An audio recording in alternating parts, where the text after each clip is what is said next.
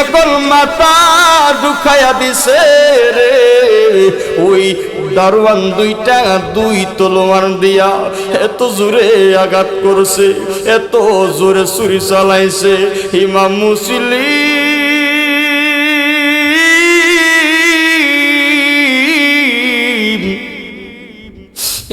মুসলিম এর মাথাটা দেহ থেকে প্রায় 10-15 হাত দূরে গিয়া পড়ছে। এত জোরে আঘাত করছে রে, ইমাম মুসলিমের মাথাটা আলাদা হয়ে যায়, মাথা থেকে শব্দ বাহির হয়, লা ইলাহা ইল্লাল্লাহ মুহাম্মাদুর রাসূলুল্লাহ। এই মাথা থেকে বের হয়, ডাক দিয়ে বলেন ইমাম মুসলিম ওই কাটা মাথা লইয়া উনি ডাক দিয়া বলেন, বেঈমান, ও বেঈমানের দলেরা, আমারে তোরা শহীদ করে দিলি, দুঃখ নাই, কিন্তু আমার ভাই হুসাইনের সাথে তোরা এত খারাপ আচরণ করিস না। আমার ভাইটা না বুঝা তোদের কথা শুই না, ভাইটারে আমি আনতেছি কুফার মধ্যে, আমি চিঠি পাঠাইয়া দিছি, আমার ভাই মনে হয় চইলা আসতেছে। আইরে বেঈমানের দল, তোদের বিচার আল্লাহর কাছেই দিলাম, স্বয়ং আল্লাহ তোদের বিচার করবে। এই কথা বলে শাহাদাত বরণ করল ইবনে জিয়াদ। তার লোকদেরকে ডাক দিয়া বলেন, এই আমার লোকেরা রে, ওই ইমাম মুসলিমের মাথাটা গাছের মধ্যে লটকাইয়া রাখো, গাছের মধ্যে লটকাইয়া রাখো, বডিটা এক জায়গার মধ্যে বান্ধা রাখো। গাছের মধ্যে ইমাম মুসলিমের মাথাটা এইভাবে ঝুলাইয়া রাখছে। ওইদিকে ইমাম মুসলিমের 2টা সন্তান কেমনে জানে কবর পাইছে, তাদের বাবারে কে জানে শহীদ করে দিল। এবার কি করবে তারা 2 ভাই? ওই মশকুর নামক ওই আহলে বায়াতের প্রেমিকটা কি করলেন, একটা মদিনার কাফেলার ভিতরে তাদেরকে ঢুকাইয়া দিলেন, বললেন তাদের ঠিকানাটা মদিনায়, তাদেরকে দিয়ে আসবেন। আইরে গায়, ওই কাফেলার ভিতরে যখন চইলা যাইব, ওই কাফেলা তাদের থেকে প্রায় 10-12 হাত দূরে কাফেলাটা, কিন্তু তারা 2 ভাই জোরে জোরে দৌড়াইতেছে কাফেলাটা ধরার জন্য, কিন্তু কাফেলার সামনে আর যাইতে পারে না। ওই পাউটা এই মরুভূমির মধ্যে গেড়ে যায়, আর সামনে যাইতে পারে না। এইভাবে যখন দৌড়তে শুরু করলো, আর কাফেলা পাওয়া যায় না। দেখতেছি কাফেলার সামনে, হঠাৎ করে দেখা যায় কাফেলা নাই। এক ভাই আরেক ভাই, এক ভাই আরেক ভাইরে গলায় জড়াইয়া জড়াইয়া কান্দে, ও গুণের ভাই, ভাই রে কারবালায় আনিল তোমাইকে, ও গুণের ভাই, ভাই রে কারবালায় আনিল তোমাইকে। এ যে দাদাস বলে তোমায় মারিল পহরানি, ও গুণের ভাই, ভাই রে কারবালায় আনিল তোমাইকে।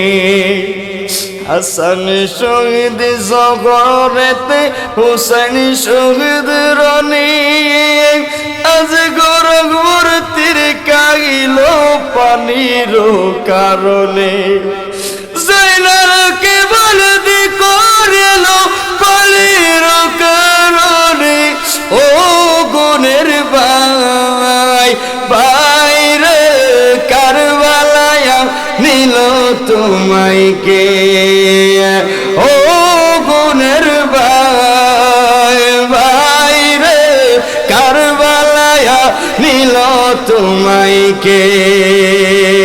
এক ভাই আর এক ভাইরে জড়াইয়া চোখের পানি বালায়া বালায়া কান্দে, বাইরে ভাই আমরা মনে হয় মদিনায় যাইতে পারতাম না, আমরা মনে হয় এই জায়গাতে শহীদ হয়ে যাব। ইমাম মুসলিমের দুই সন্তান এইভাবে জড়ায়া জড়ায়া কান্দে একজন আরেকজনকে দিয়া। হঠাৎ করে এজিদের একটা লোক তাদেরকে ধরে ফেললেন, ডাক দিয়া কই, তোমাদের নাম কি? ইব্রাহিম। তোমার নাম মুহাম্মদ। কার সন্তান? ইমাম মুসলিমের সন্তান। তোমাদেরকে খুঁজতেছি, তোমরা নিয়ে দিতে পারলেই তো পুরস্কার। ইয়াজিদের দরবারে দিলি, তারা দুই ভাইকে হত্যা করলেন, শহীদ করে দিলেন। হায়রে, ওইদিকে ইমাম হুসাইন আস্তে আস্তে আস্তে আস্তে কাছাকাছি চলে আসলো। একজন, দুইজন, তিনজন না, প্রায় 72-73 জনের কাফেলা লইয়া ইমাম হুসাইন ওই কুফার দিকে রওনা হয়ে গেল। আস্তে আস্তে আস্তে আস্তে হুসাইন ডাক দিয়া বলেন, আওলাদ, ও আমার সদস্যরা, আত্মীয় স্বজনেরা, মাগরিবের আযান হয়ে গেল। এই জায়গার মধ্যেই তাবু গাড়ো রে, এই জায়গার মধ্যেই তাবু গাড়ো। আমরা আজকে এই জায়গার মধ্যে মাগরিবের নামাজ পড়া রাত্রে যাপন করব। আগামীকাল সকালে সামনের দিকে রওনা হইব। চিৎকার মেরে বলেন না আল্লাহু আকবার। এই জায়গার মধ্যে তাবু গাড়ো, সদস্যরা তাবু গাড়তে গেলেন জমিনে। তাবু যখন গাড়তে যায়, এক একজন সদস্য চিৎকার মেরে মেরে ইমাম হুসাইনের কাছে দৌড়ায় ছুটে আসে। ইমাম হুসাইন ডাক দিয়া বলেন, তোমরা কুটি গাড়বা জমিনে, চিৎকার মারো কেন, কান্নাকাটি করো কেন? ডাক দিয়ে বলে, হুসাইন রে, আমরা তো কুটি গাড়তে যাই, তাবুর বাঁশ গাড়তে যাই। যেই জায়গার মধ্যে বাঁশ গাড়তে যাই, ওই জায়গার নিচ থেকে, জমিনের নিচ থেকে টাটকা রক্ত বাহির হয়। হুসাইন এই রক্ত দেখা ভয় পাইয়া গেলাম, আমরা কেমনে জমিনের মধ্যে বাস গাড়ব? ইমাম হুসাইন ডাক দিয়া বলেন, কি বলো রক্ত বাহির হয়? কহা, চলো দেখি। এবার ইমাম হুসাইন দেখলেন বাঁশ গাড়তে গেলে জমিনের ভিতর থেকে রক্ত বাহির হয়। এই জায়গাটার নাম চিনা নাই, একটা লোক পাইলে জিজ্ঞেস করব ওই জায়গাটার নাম কি। হঠাৎ করে ইমাম হুসাইন দেখতে পাইলেন একটা লোক ঘোড়ার উপরে সওয়ারি হইয়া উনি দৌড়াইয়া চলে যাইতেছে ঘোড়া লইয়া। ডাক দিলেন, বা একটু দাঁড়াও। দাঁড়াইলেন, কি ডাকতেছেন? আপনার নাম কি? আমার নাম হযরত ইমাম হুসাইন। কিসের কারণে ডাক দিলেন? ইমাম হুসাইন ডাক দিয়ে বলেন, বাইরে জানতে চাই যেই জায়গার মধ্যে আমরা দাঁড়ায় আছি ওই জায়গাটার নাম কি? ওই লোকটা ডাক দিয়া বলেন, হুসাইন, ও হুসাইন রে, যেই জায়গার মধ্যে দাঁড়ায় রইলা এই জায়গার নাম কি তুমি চিনো না? কোনা চিনো না? হুসাইন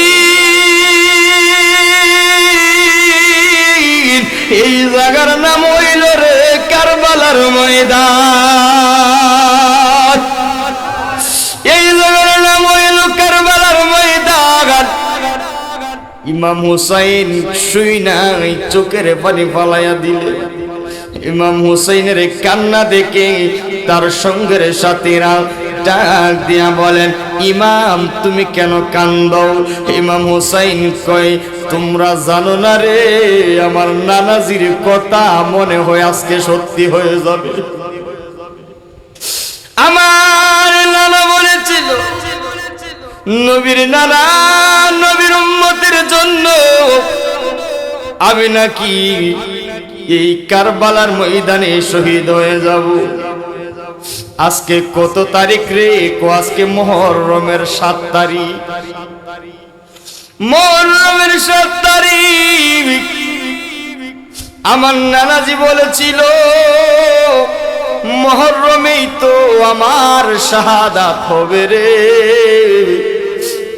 আর মনে হয় সামনে যাইতে পারতাম না, আর মনে হয় সামনে যাইতে পারতাম না। তাবু গাড়লেন, তাবু গাড়ার পরে এশারের নামাজ আদায় করলেন। মাগরিব এশারের নামাজ আদায় কইরা সবাইকে বললেন, ইমাম হুসাইন তোমরা সবাই আরাম করো, ঘুমায়া যাও। ইমাম হুসাইন কুরআন তেলাওয়াত কইরা, একটু মনোযোগ চাই, কুরআন তেলাওয়াত কইরা দুরূদ শরীফ পড়া রাতের গভীর যখন হয়ে গেল, ইমাম হুসাইন একটু ডান কাত শুয়া একটু মাথাটা লাগাইয়া দিলেন। একটু ঘুমের তন্দ্রা চলে আসলো। ঘুম যখন চলে আসলো, হঠাৎ করে স্বপ্নে দেখে একটা মহিলা চুলগুলো এলোমেলো দেখা যায়, পাগলের মতো বেশ দইরা ওই ময়দানের মধ্যে মাথার চুল দিয়া জমিনটারে পরিষ্কার করতেছে। চিৎকার মেরে বলেন না আল্লাহু আকবার। ইমাম হুসাইন ডাক দিয়ে বলেন, মা তুমি কে? তোমার চুলগুলো এলোমেলো দেখা যায়, চুলের কারণে মুখ দেখা যায় না গো মা, তুমি কে? তুমি কেন চুল দিয়া ওই জমিনটারে পরিষ্কার করতেছো? তুমি কে? চুলটা একটু সরাও না। স্বপ্নেই দেখতেছে ইমাম হুসাইন চুলটা সরাইলে এখন দেখা যায় আর কেউ না, খাতুনে জান্নাত ফাতেমা পাগলের বেশে চুল দিয়া জমিন পরিষ্কার করে। ডাক দিয়া কই, মা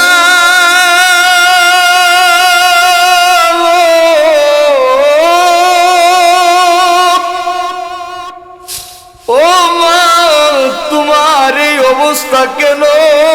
কি হয়েছে গো মা? তুমি কেন চুল দিয়া জমিনটা এইভাবে পরিষ্কার করো গো মা? ফাতেমা চোখের পানি ফালায়া ফালায়া কান্দি, জাদুমণি রে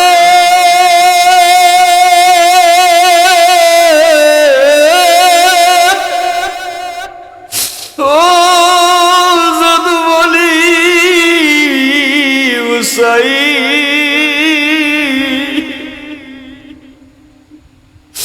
বাবারে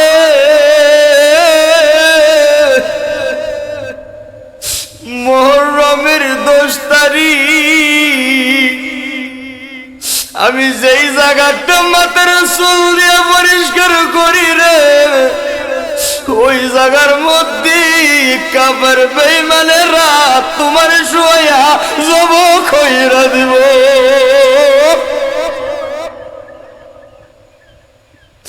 হুসাইন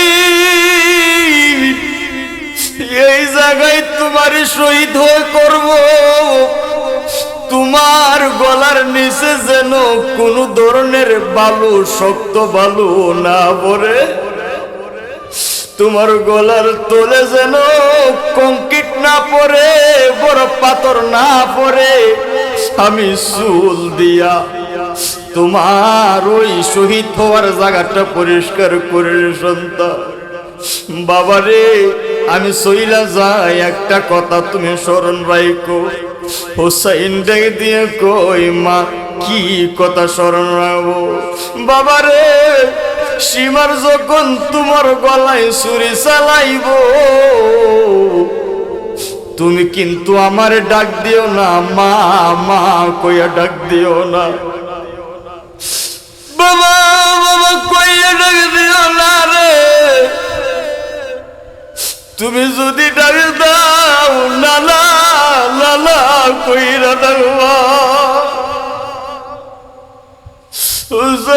হুসাইন নানা নানা কইরা ডাকবা, কারণ তোমার নানাজির উম্মতের জন্য তোমারে আমি শাহাদাতের কবুল করেছি। স্বপ্ন ভেঙ্গের ফজরের ওয়াক্ত হয়ে গেল। ফজরের ওয়াক্ত হয়ে গেলে নামাজ পড়া মুহররমের 8 তারিখ। 7 তারিখ স্বপ্নে দেখছে মুহররমের 8 তারিখ হয়ে গেল। ফজরের নামাজ পড়া ইমাম হুসাইনের বিবি শাহরবানু ডাক দিয়া বলেন, স্বামী রে, ও স্বামী, একটু তাকায়া দেখো না কাফেলার অবস্থা বেশি ভালো না। কি হইল? তোমার ছেলে শিশু আলী আসগর, ওই 6 মাসের শিশু আলী আসগর, দেখো না জিহ্বাটা কেমন কেমন জানি শুকায়া গেল, স্তনে দুধ নাই, একটু কাফেলার মধ্যে পানিও নাই।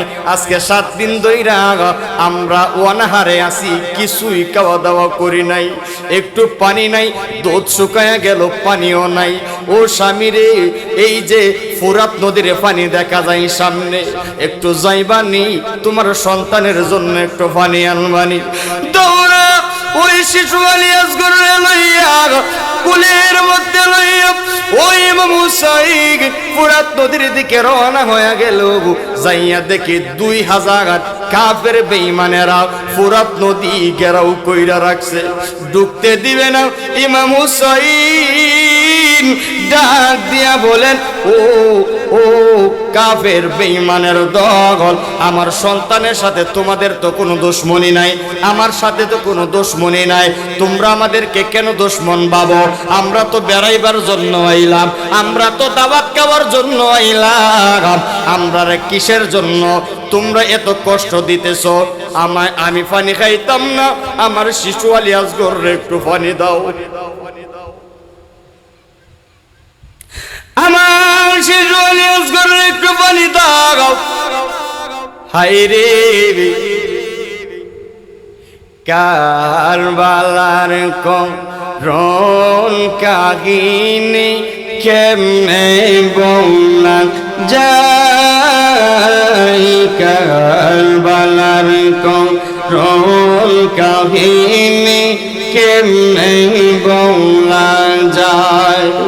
নবীর শহীদ করলাম, নবীর শহীদ করলাম, দুষ্ট রশি মার, কারবালার করুণ কাহিনী কেমনে বলা যায়।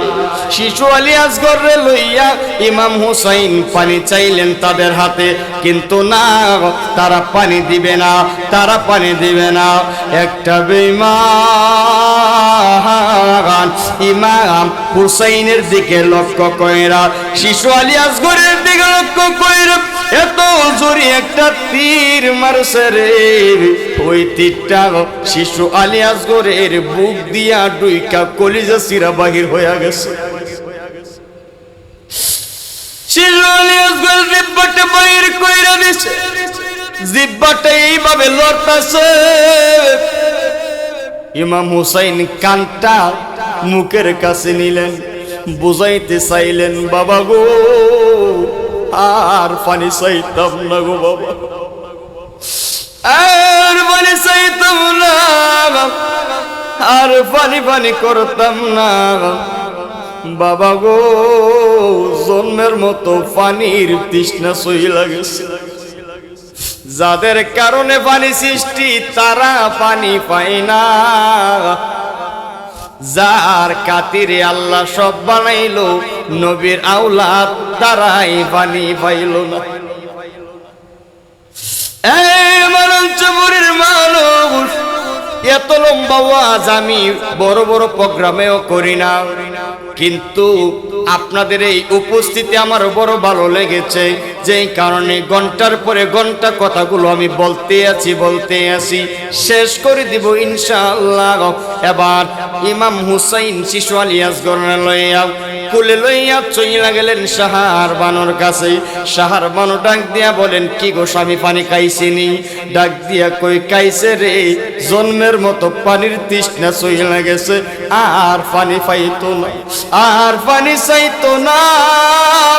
এই কথা বইলা বিবির কাছে যখন শিশু আলী আসগরে দেয়, দেখে জিহ্বাটা বাহির হইয়া গেছে, আর তীরের আগার মধ্যে কলিজা বাহির হইয়া রইছে। আমার শিশু আলী আসগর ইন্তেকাল হয়ে গেল, শহীদ হয়ে গেল।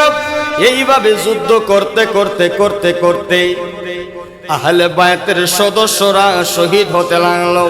বেঈমানের দলের তারাও জাহান্নামে যাইতে শুরু করলো। 8 তারিখ চলে গেল, 9 তারিখ প্রায় শেষ হয়ে গেল। 10 তারিখ সকালে রয়েছে মাত্র পুরুষের মধ্যে 2 জন। যখন কয়জন? 2 জন, ইমাম জৈনুল আবিদিন আর হইল ইমাম হুসাইন। ডাক ইমাম জৈনুল আবিদিন ডাক দিয়া কয়, আব্বা গো, ও আমার বাবা, সবাই তো শহীদ হয়ে গেছে, আমারে আপনি বিদায় দেন, আমিও শহীদ হয়ে যাব। ইমাম হুসাইন ডাক দিয়া বলেন, না বাবা রে, তুমি অসুস্থ, তুমি যদি শহীদ হয়ে যাও আমার নানাজির বংশের প্রদীপ জ্বালাবে কে? আওলাদের রাসূল আর কেউ থাকবে না। তুমি যদি শহীদ হয়ে যাও, তুমি তাকো, আওলাদের রাসূল তোমাই থেকে শাখা প্রশাখা বের হবে। জোরে বলেন সুবহানাল্লাহ।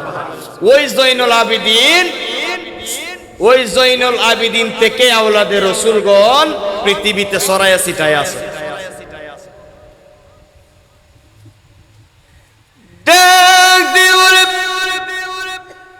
ইমাম হুসাইন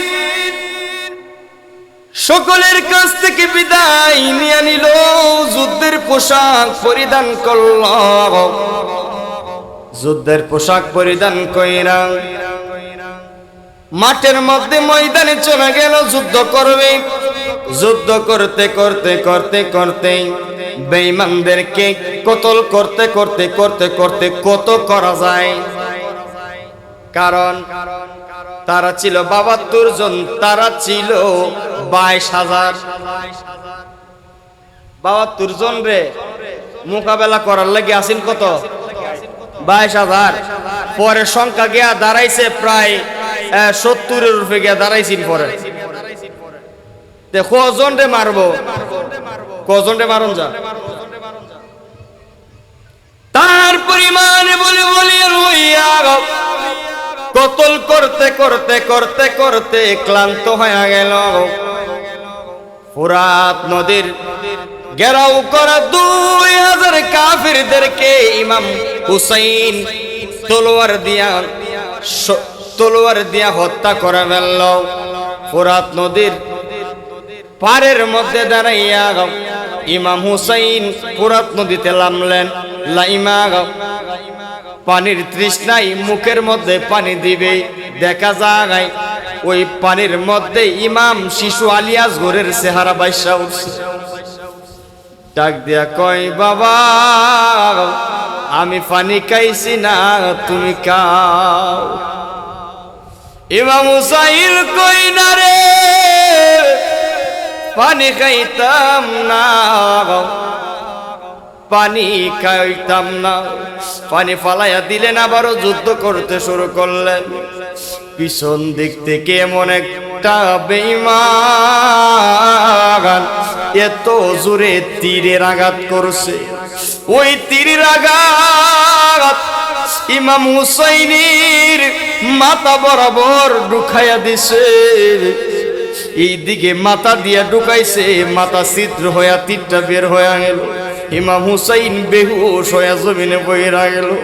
আর দেরি করলেন না, ওই বেঈমান দুষ্টর সীমার বুকের উপরে পা দিয়া বসে গেলেন। নাউজুবিল্লাহ বলেন। ওই সীমা যখন বুকের উপরে উঠে গেলেন, ইমাম হুসাইন ডাক দিয়ে বলেন, সীমার রে, তোর কি জাহান্নামের ভয় নাই, তোর কি মরণের ভয় নাই? তুই কেমনে পারলি আমার বুকের উপরে পাউ দিয়া বসতি? আমি না নবীর আওলাদ, আমি না জান্নাতি যুবকদের সরদার, তুই কি জান্নাতে যাবি না? আমার বুকের উপর থেকে সইরাব, তোকে জান্নাতে নিব আমি হুসাইন জবান দিলাম। সীমা ডাক দিয়া কয় না না না, জান্নাতের লোক দেখায় আমার লাভ নাই। ইয়াজিদ আমার স্বর্ণ দিব, পুরস্কার দিব, আমি বাস্তবে বিশ্বাসী, আমি পরকালের বিশ্বাসী না। আমি ইবাদত কইরা ফেললে জান্নাতে যাবো না। নাউজুবিল্লাহ না, জান্নাতের সর্দারের বুকে দাঁড়ায়া কয় ইবাদত করে জান্নাতে যাইব? ওই সালাডি হইল বর্তমানে ফিতনাবাজ, ওই দুশমনটি বর্তমানে মুনাফিক। ঠিক না বেটি বলেন?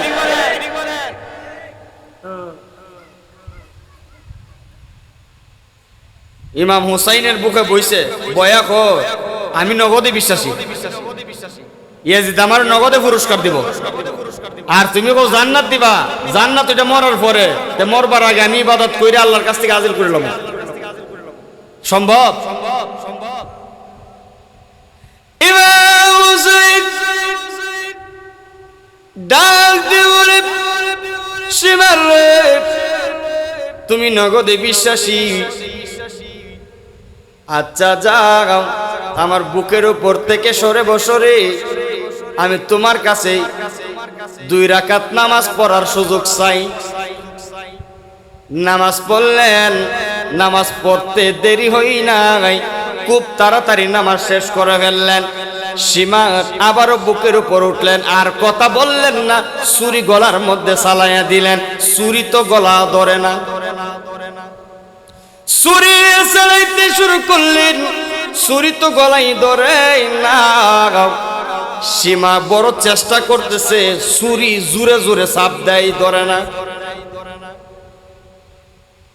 সীমা ডাক দেয়া কয়, হুসাইন ছুরি কেন গলায় ধরে না রে? হুসাইন চোখের পানি পালায় পালায় কান্দে। সীমা রে, কেমনে তোর বেঈমানের ছুরি আমার পবিত্র গলায় ধরব? তুই জানোস নি রে, এই গলার মধ্যে আমার নানা প্রতিদিন সুমাকাই তোর শিবা। আমার নানা সকাল দুপুর সন্ধ্যা আমার গলার মধ্যে বেশি বেশি সুমাকাই তোরে, যেই কারণে সুমার পাওয়ারে তো বেশি, তোর ছুরি গলায় ধরে না। কেমনে ছুরি ধরব?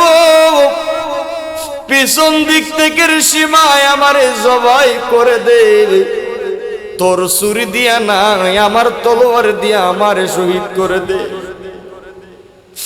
ইমাম হুসাইন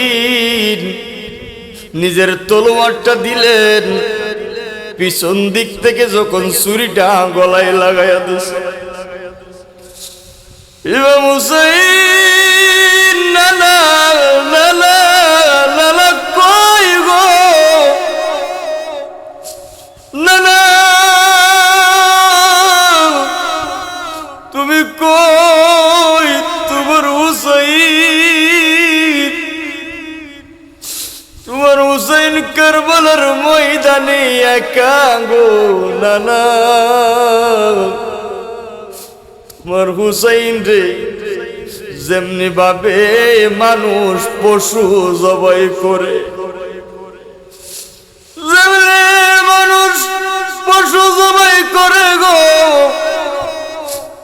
ওই রকম ভাবে তোমার নাতিরে জবাই করে দিতেছে নানা।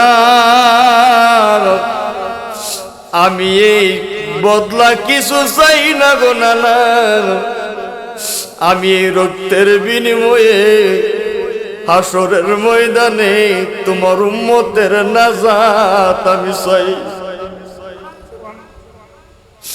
मुझे को फवालो मुसाफिर न समझो आया नहीं हो, बुलाया गया गो के मेहमान बना कर सताया गया गो।